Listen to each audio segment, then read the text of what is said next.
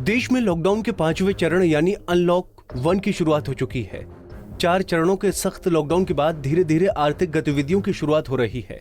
हालांकि देश में कोरोना वायरस संक्रमितों की संख्या भी लगातार बढ़ती जा रही है। विशेषज्ञों ने वायरस के कम्युनिटी ट्रांसमिशन का खतरा भी जाहिर किया है। कोरोना संक्रमण को रोकने के लिए बने नेशनल टास्क फोर्स के विशेषज्ञों ने अपनी रिपोर्ट में कहा कि भारत के कई जोन में वायरस का कम्युनिटी ट्रांसमिशन शुरू हो चुका है।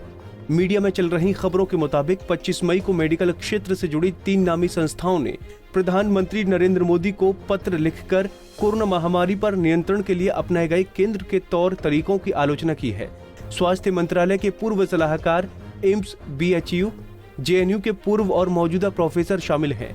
रिपोर्ट में कहा गया है कि महामारी की शुरुआत में जब संक्रमण की रफ्तार कम थी, तब मजदूरों को घर जाने की अनुमति दे दी गई होती तो मौजूदा हालात से बचा जा सकता था। शहरों से लौट रहे मजदूर अब देश के कोने कोने में संक्रमण ले जा रहे हैं। इससे वो ग्रामीण इलाके प्रभावित होंगे जहां स्वास्थ्य व्यवस्थाएं कमजोर हैं।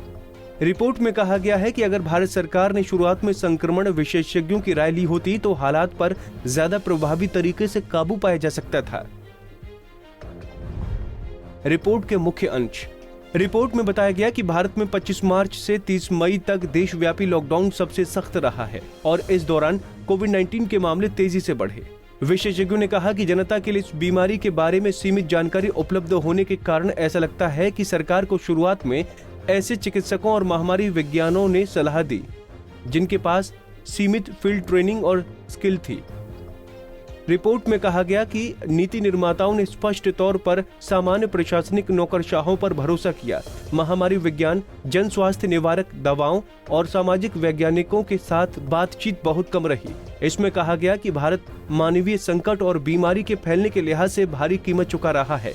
विशेषज्ञों ने जन स्वास्थ्य और मानवीय संकटों से निपटने के लिए केंद्र, राज्य और जिला स्तरों पर अंतर और अनुशासनात्मक पब्लिक हेल्थ निवारण स्वास्थ्य विशेषज्ञ और सामाजिक वैज्ञानिकों की एक नीति गठित करने की सिफारिश की है।